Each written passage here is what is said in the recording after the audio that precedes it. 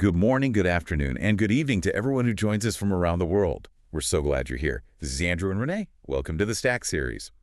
Today we're exploring the end of one-size-fits-all medicine, precision health, computational biology, and the future of individualized care. We really have an absolute mountain of cutting-edge source material to synthesize today.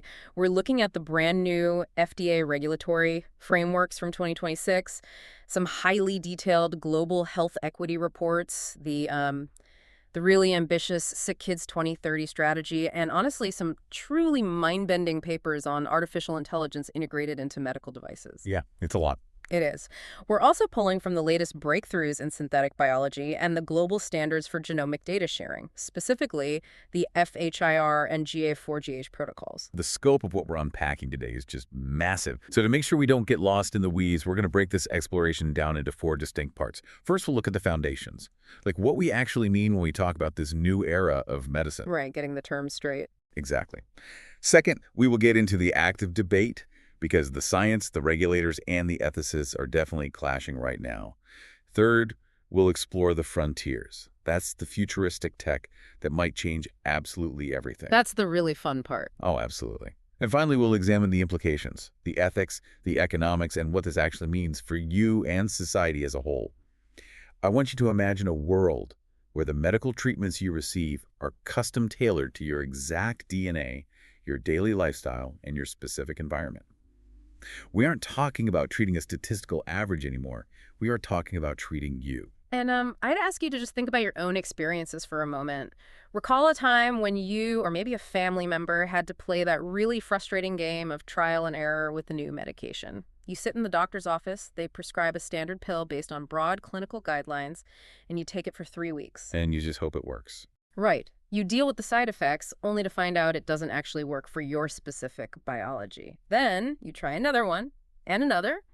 What we are going to reveal in this discussion is exactly why that painful, often really expensive era of medical guesswork is finally closing. We hear a lot of buzzwords thrown around in the news. Precision medicine, personalized medicine, targeted therapies. It gets confusing really quickly. Are these just marketing terms, or do they actually mean different things in the medical field? The medical consensus actually draws very strict lines between those terms, even if the general public uses them interchangeably. Precision medicine specifically refers to using the biological or genetic information of specific subgroups of people to guide medical management decisions. It is highly targeted based on data. Yeah. Personalized medicine is much broader. It incorporates precision medicine, but integrates your unique genetics with your physical environment, your daily lifestyle, and importantly, your personal preferences. It is a holistic approach to treating the entire individual. Okay, let me try an analogy here to see if I have this right. Let's think about traditional medicine, like a mass-produced one-size-fits-all t-shirt. It's cheap, it covers you up, but it probably doesn't fit perfectly. It might be too tight in the shoulders or too long in the sleeves, but it gets the basic job done for the average person. That's standard care. Yeah. Right. So precision medicine would be like going to a store and finding a shirt that is tailored specifically for your exact body type. Say, an athletic fit or a slim fit. It's categorized by specific traits. But personalized medicine, that is like going to a master tailor and getting a bespoke suit. It's woven specifically for your body, but also designed for the climate you live in, the job you do, and the style you prefer. That is a perfect way to look at it. And building that bespoke suit requires highly specialized tools. The first major pillar of this revolution is genomics and multi-omics. We have known about DNA sequencing for decades, mapping the human genome to find specific mutations that might predict your risk for certain diseases. The monumental breakthrough happening right now, however, is in multi-omics. DNA is just a blueprint, right? It tells you what a building is supposed to look like, Yeah. but it doesn't tell you if the plumbers actually installed the pipes correctly today. Exactly. Genomics tells us what could happen to you. Multi-omics looks at what is actually happening inside your cells right now in real time. This includes fields like metabolomics, which studies your metabolic byproducts, and proteomics, which is the large-scale study of proteins. And proteomics is huge right now. The scale of this shift is staggering.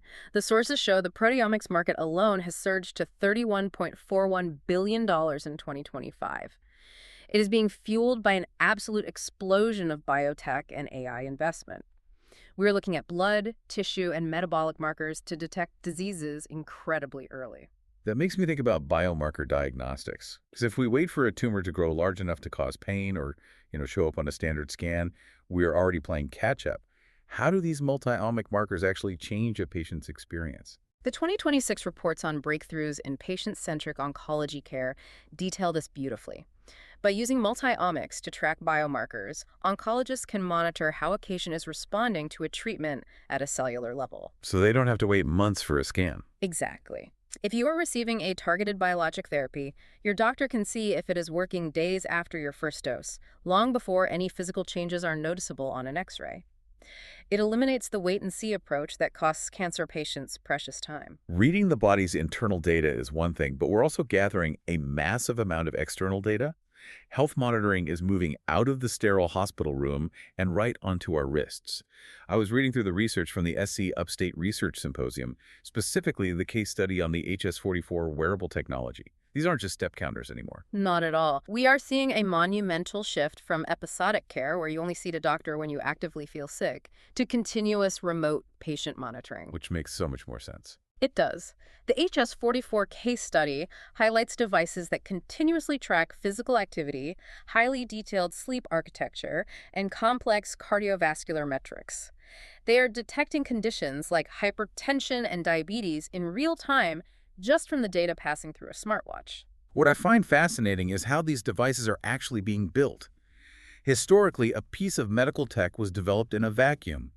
Engineers would write a 100-page specification document, build the machine over 2 years, and then drop it into a hospital, only to find out it completely disrupted the nurse's workflow. The med tech industry has completely shifted to agile development to solve that exact problem. Instead of massive upfront planning, they use rapid weekly demo cycles with the actual clinical stakeholders. How does that look in practice? Well, week 1, the engineers might show the doctors a basic heart rate display. Week 2, they introduce the first version of an arrhythmia detection algorithm. Week 3, they integrate an alert notification that pops up on the care team's dashboard. In week 4? Week 4, they add a feature for you, the patient, to log your own symptoms directly on the watch. So they're basically building the airplane while it's on the runway, but with the pilots and mechanics checking every single bolt as it goes. It ensures the technology actually serves the humans using it. But once you have all this continuous data from wearables, combined with genetic blueprints and multi-omics, a human brain simply cannot process it all. It's mathematically impossible for a human. We need artificial intelligence. Our sources from RiverX on AI and healthcare show that machine learning algorithms are now analyzing all this clinical and patient-generated data to forecast events before they happen. We aren't just predicting the onset of a disease anymore, are we? No, it's much more immediate than that. An AI can look at a patient recovering from surgery at home, analyze the data from their wearable, cross-reference it with their genetic profile, and alert a doctor that this specific individual has an 85% chance of being readmitted for a complication in the next 48 hours, unless a specific intervention is made right now. That sounds like the ultimate dream. A bespoke, highly tailored medical ecosystem that predicts when you will get sick and stops it before you even feel a symptom. But having all this continuous data and bespoke treatments creates a massive bottleneck. We are predicting diseases and creating highly individualized therapies, but how do regulators even keep up with treatments that are practically invented for a single person?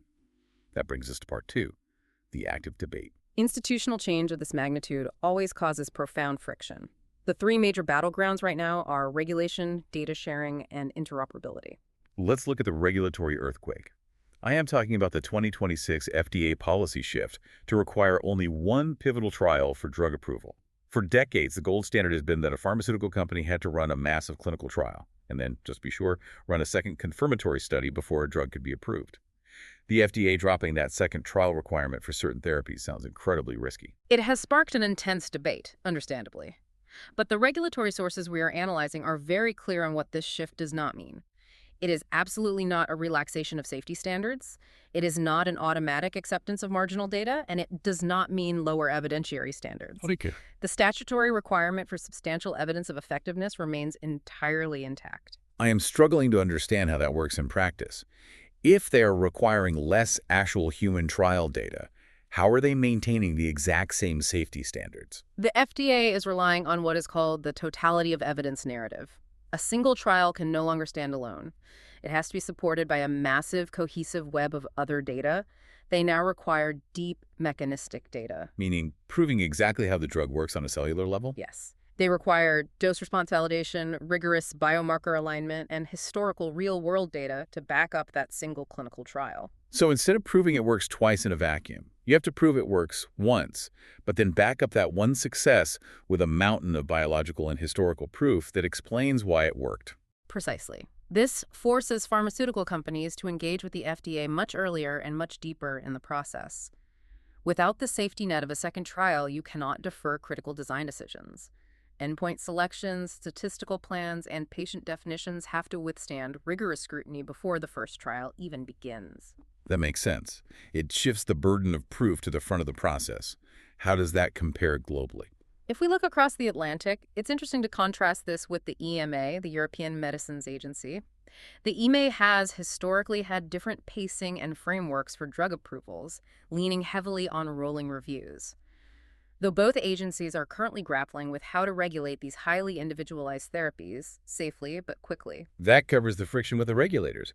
But what about the friction with you, the patient? We've established that to make predictive AI work and to make precision medicine accurate, algorithms need to be trained on millions of genomes.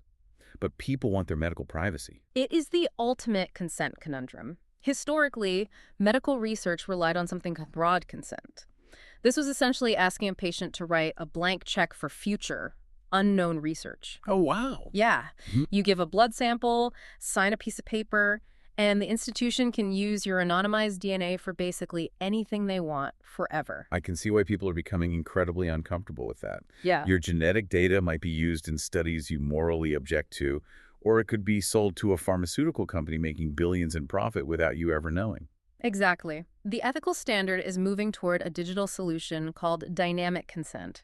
Dynamic consent utilizes digital platforms to maintain a continuous, granular relationship between the researcher and the participant. So think of it like a secure app on your phone. Under dynamic consent, you have a dashboard. You can toggle a switch that says, yes, I allow my genetic data to be used for breast cancer research.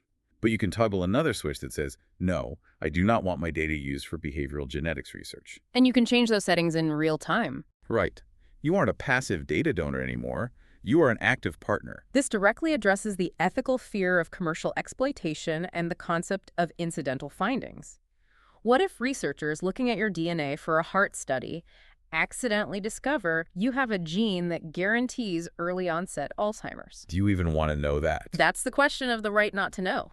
Dynamic consent allows you to set those parameters in advance. We are seeing a philosophical shift from data ownership, which is legally muddy, to data stewardship. This is guided by the CARE principles: Which stand for? collective benefit, authority to control, responsibility, and ethics. But even if we solve the ethical consent issues, what happens when the hospital's computer literally cannot read your DNA file? We are facing an interoperability nightmare. What good is a sequenced genome if your primary care doctor's computer system cannot communicate with the sequencing lab's software? This is one of the most frustrating bottlenecks in modern medicine. Health data is incredibly siloed. Different hospitals use different proprietary software that refuse to talk to each other. To break down these silos, the global community is rallying behind standards like FHIR. That stands for Fast Healthcare Interoperability Resources, and the standards set by the Global Alliance for Genomics and Health, or GA4GH. How do these genomic files actually work, and why are they so notoriously hard to share? I mean, it's just data, right? When you sequence a human genome, it generates a massive file containing billions of letters. Historically, the industry standard was a BAM file. BAM files are huge. They take up a tremendous amount of server space and bandwidth to transmit. Because it's a literal map of every single biological instruction in your body. Yes, but researchers realized that all human beings share the vast majority of their DNA. We are mostly identical at a base genetic level. So they developed the CRAM file format. CRAM compresses the data by leveraging a reference genome. How does it shrink the file? It basically only records the parts of your DNA that are different from the standard human reference, which drastically reduces the file size. Oh, I get it. It's like, instead of sending you a complete copy of a 500-page book, I just send you a one-page list of the 10 typos I found in my specific copy. It saves a ton of space. That's a great way to visualize it. But even with smaller files, how do we get the actual computer systems to communicate? That is where APIs and SMART on FHIR come in. An API is essentially a digital bridge that allows two different software programs to communicate. SMART on FHIR allows institutions to create standardized, secure applications that sit on top of fragmented cloud databases. So they don't have to rebuild the whole database. No, they don't. It allows a researcher in Tokyo to securely query a dataset in Toronto, discover what information is there, request authorization, and seamlessly stream the relevant data without ever having to physically move or copy the entire database. It is creating a universal language for global health data. And building those secure digital bridges brings us right into part 3 of our exploration, frontiers. We are moving from the debates of today into the concepts that might change everything tomorrow. I want to look at federated learning. I am trying to wrap my head around how an AI can learn from patient data without actually taking the patient data. Federated learning is an incredibly elegant solution to the data privacy debate we just discussed. In traditional AI development, if you want to train an algorithm to detect lung cancer, you have to gather millions of chest x-rays from dozens of hospitals, pool all that highly sensitive patient data into one massive centralized database, and then unleash the AI on it. Which sounds like a security nightmare. It creates a massive honeypot for hackers and a huge privacy liability. Federated learning flips the model upside down. Instead of bringing the sensitive patient data to the AI model, you send the AI model to the data. Wait, how does that actually work in practice? Well, think of it. Let me try another analogy here. I love these. Is it like a student visiting master chefs? Let's hear it. Okay, think of it like a culinary student visiting different master chefs around the world to learn their techniques. The student goes into their kitchens, watches them cook, and learns the specific timing and flavor profiles. However, the student is absolutely forbidden from copying or taking the actual secret recipe cards out of the kitchen. Right. When the student returns home, they have become a master chef themselves based on the insights they gained. But the sensitive recipes never left the original kitchens. The AI travels to Hospital A, learns from their localized data securely behind their firewalls, updates its internal mathematical parameters, and then travels to Hospital B. The only thing shared back to the central server is the mathematical insight, never the patient data itself. That is exactly how it works. That completely changes the game for global research. You get the benefit of analyzing millions of patients without risking a single person's privacy. Let's shift from computer science to biological science, because the synthetic biology sources are straight out of science fiction. Yes, let's talk about molecular farming. I am struggling to understand the concept of a greenhouse as a pharmacy. Molecular farming is the process of reprogramming common agricultural plants, things like tobacco, spinach, and lettuce. We reprogram them to act as living bioreactors. Instead of building multi-billion-dollar pharmaceutical manufacturing plants with massive steel vats to brew medicines, scientists are genetically engineering the seeds of these plants to grow complex human proteins like insulin or even components of mRNA vaccines directly within their leaves. So you plant a field of spinach, and instead of a salad, you harvest life-saving medicine. Exactly. The global impact of this seems profound, especially when you factor in the cold chain crisis. Explain the cold chain crisis for us. It is a massive hurdle in global health. Many advanced biologics and vaccines require continuous refrigeration from the moment they are manufactured to the moment they are injected into your arm. In many developing nations, maintaining this unbroken chain of refrigeration across long distances with unreliable power grids is nearly impossible. Which means the medicines spoil before they reach the people who need them. Yes. Molecular farming offers a localized solution. You can set up a solar-powered greenhouse locally in a remote area, grow the genetically modified plants, and extract the necessary therapeutics right where they are needed, entirely bypassing the need for a global cold chain infrastructure. That is incredible. But if we can easily print and grow biological material, what stops someone with bad intentions from printing something dangerous? The tools seem incredibly accessible now. The industry has implemented what is known as DNA synthesis screening. Because the tools for synthetic biology have become cheaper and more accessible, there is a real risk that a hobbyist or malicious actor could order the genetic sequence of a dangerous pathogen to be printed. Like a virus. Yes. The screening is a digital red flag system. Whenever an order is placed to synthesize a sequence of DNA, the software cross-references it against a database of known dangerous sequences. If it matches a restricted sequence, the order is blocked and authorities are flagged. Security is paramount as this technology scales up. And speaking of scale, let's look at the massive longitudinal cohorts currently being assembled to understand human development. We have the UK Biobank, the Million Veteran Program, FinGen, and the All of Us Research Program. They're gathering genomic, lifestyle, and clinical data on millions of people over decades. This is only economically possible now because the cost of genetic sequencing has plummeted at a rate that defies belief. It is akin to Moore's law in computing. In the early 2000s, sequencing the human genome cost billions of dollars. Our sources project that by driving costs down along this trajectory, sequencing a complete genome could soon drop to the equivalent of around $15.63. $15 to read the absolute blueprint of a human life. That completely changes the paradigm of care, especially pediatric care. The Sick Kids 2030 strategy outlines a massive shift here. Sick Kids is leading a transition they call Project Horizon. They are literally transforming 100-year-old hospital buildings into modern engines of innovation. The goal of Sick Kids 2030 is to end one-size-fits-all medicine for children. But what is crucial here is that they aren't just looking at DNA. They are integrating data, AI, and most importantly, the social context of the child. Tell me more about that. How does social context fit into a genetic hospital? They're recognizing that a child's health is determined as much by their environment, their access to nutrition, and their socioeconomic status as it is by their genetics. If a child has severe asthma, the traditional approach is to give them a genetic test and an inhaler. And send them home. Right. Project Horizon aims to integrate data from social workers, environmental monitors, and geneticists. They want to know if the child has a genetic predisposition to inflammation, but they also want the AI to analyze the air quality and mold reports in the child's specific zip code. It's treating the whole system the child lives in. Knowing that this level of bespoke, comprehensive care is possible brings us to our fourth and final section, implications. We need to talk about the ethics, the economics, and the societal impact of all this incredible technology. Because right now, we are facing a very stark cost barrier that threatens to create what some scholars are calling a biomedical apartheid. The financial realities of precision medicine are definitely staggering.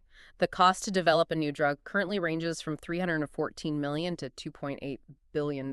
Billion with a B. Yes. When you spend that much developing a drug that only works for a very specific, genetically defined subset of the population, the cost per patient becomes astronomical. Oncology drugs like Herceptin or Enhertu routinely cost over $120,000 for a single year of treatment. This creates a terrifying gap in health equity between high-income countries and low- and middle-income countries. How are different nations handling this right now? We must look at the reality of the situation objectively based on the reports. While high-income nations are deploying AI to diagnose rare genetic disorders, many low- and middle-income nations lack basic genomic infrastructure. Because they just don't have the machines or the facilities. Exactly. For instance, the data shows that countries like Tunisia often have to send biological samples abroad simply to get them sequenced because they don't have the high-throughput machines locally. Similarly, the Philippines currently relies on just a handful of national laboratories to service the entire population for these advanced diagnostics. This forces us to confront some very heavy ethical frameworks. How do we decide who gets what when resources are finite? Ethicists approach this from several philosophical angles. If we look at it through the lens of utilitarianism, the goal is to maximize the greatest good for the greatest number of people. So doing the math on lives saved versus dollars spent. A strict utilitarian perspective might argue that spending billions of dollars to develop a gene therapy that cures 50 people is highly problematic if those same billions could be used to build clean water infrastructure or provide basic vaccines that save 5 million lives in developing nations. I can see the logic there, but it feels cold to the 50 people who need that gene therapy.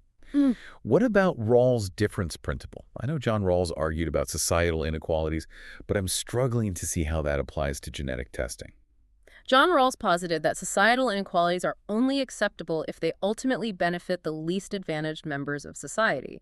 If we apply Rawls to precision medicine, we have to ask, is this technology currently passing the test? Right. Imagine a billion-dollar AI diagnostic tool is developed.